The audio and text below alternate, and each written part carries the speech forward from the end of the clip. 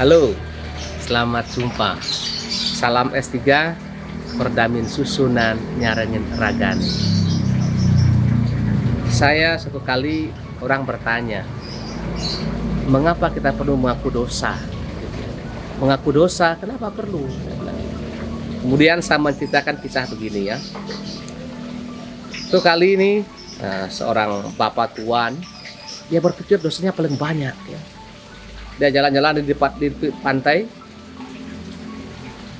Dia dikagetkan oleh anak kecil yang selalu mengumpulkan pasir tinggi-tinggi, bertetek ombak, rata dia, rata.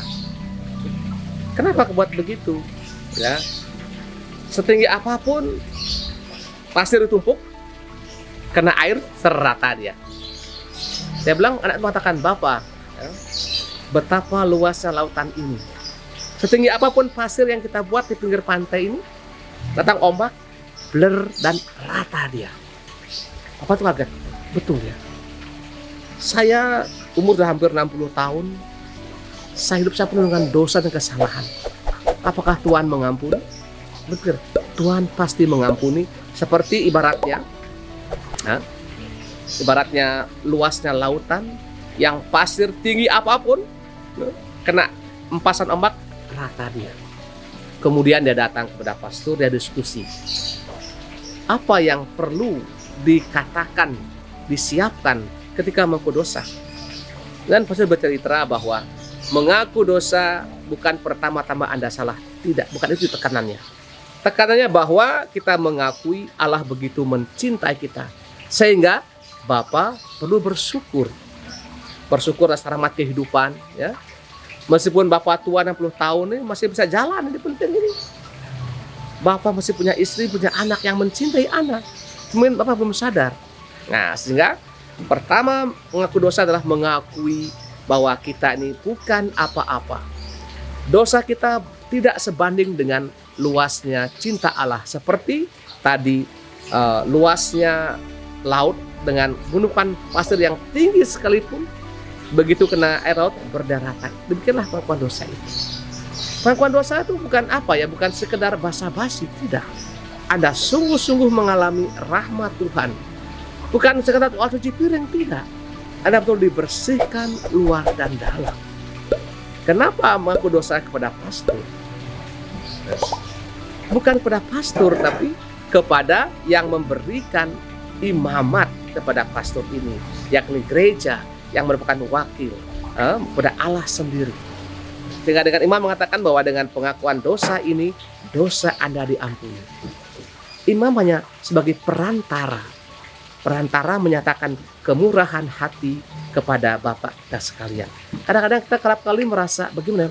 Romo, saya malu mengaku dosa. Dosa saya banyak sekali. Romonya tahu. Pengalaman saya sebagai imam, saya jujur tidak pernah ingat akan dosa umat.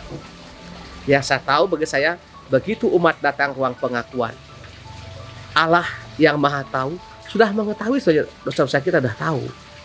Sehingga jangan main pakai bahasa eufemisme, menghaluskan. Misalnya begini, Romo, sama aku dosa Romo, saya mencuri tali.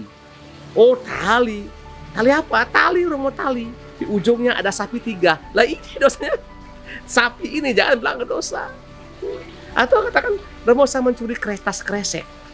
Itu kan bukan dosa. Tapi Romo, di kresek ini ada uang 1 miliar. Ya itu dosanya. Jangan menggunakan bahasa eufemisme. Saya mencuri, jelas dosa saya. Dan ini tentu rahasia pengakuan ini luar biasa. Karena imam diberikan kuasa itu ketika imam itu menerima urapan imamat pada uskup. Kita diberikan kuasa melayani sakramen gereja, mendengarkan pengakuan umat sebagai pengantara. Bukan imam itu hanya pengantara perwujudan bahwa Allah hadir lewat imamnya, lewat gerejanya. Sehingga jangan pernah merasa malu, sungkan, kemudian kita berbagai macam bahasa, kita gunakan bahasa yang halus-halus, tidak perlu. Katakan saya mencuri, selesai sudah. Kadang-kadang saya ini suka melafalkan litani kebun binatang. Babi kah, anjing kah, kita begitu spontan ya.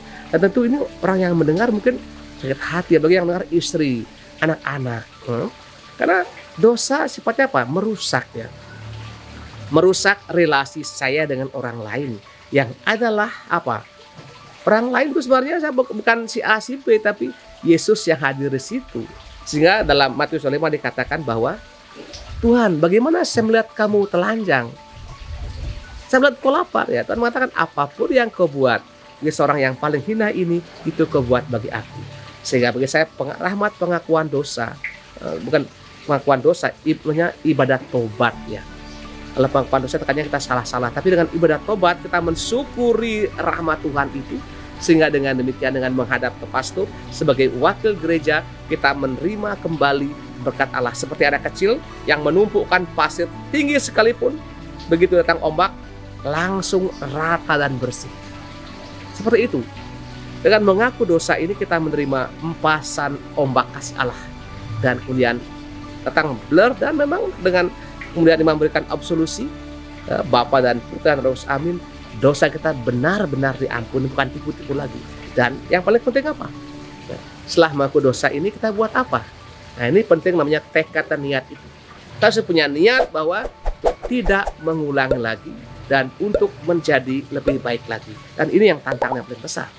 Karena pengakuan dosa bukan hanya untuk 1-2 jam, berlaku selama-lamanya sampai kita menjadi orang yang selalu menjadi sumber. Memang kita akan berdosa pasti.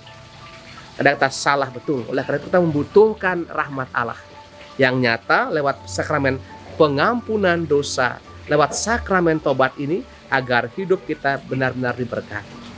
Selamat mencoba, dan bayangkan begitu Anda berdosa, kita ada di pinggir pantai, di mana ada tumpukan pasir yang begitu besar, datang ombak, yakni rata. Demikian pula dengan cinta Tuhan. Kita berdosa, datanglah Tuhan, Tuhan akan meratakan dosa kita dan menjadikannya sumber air kehidupan, sumber berkat. Jangan lupa Anda tekan tombol subscribe, agar orang jadi merasa yakin bahwa gereja menyiapkan sakramen tobat untuk saya dan Anda, agar kita sungguh menjadi orang yang baik. Baik karenanya sesuai dengan yang Tuhan buat. Anda baca Injil itu, nama Yesus dia buat apa? Dia dimaki, dia dihina, bahkan disalib. Bukan karena dia buat dosa, karena dia berbuat baik. Lihat itu, orang makan dikasih orang lapar dikasih makan, orang lepra disembuhkan. Toh akhirnya dia meninggal sebagai tanda kemenangan yang luar biasa. Selamat mencoba. Tekan tombol subscribe dan share buat teman-teman Anda agar Anda S3 dan surat Anda kalau Anda berdosa jangan usah khawatir. Gereja menyiapkan sarana untuk meratakan dosa itu, karena berkat Allah melimpah melebihi dosa-dosa kita. Selamat berjumpa di lain kesempatan. S3 selalu ya.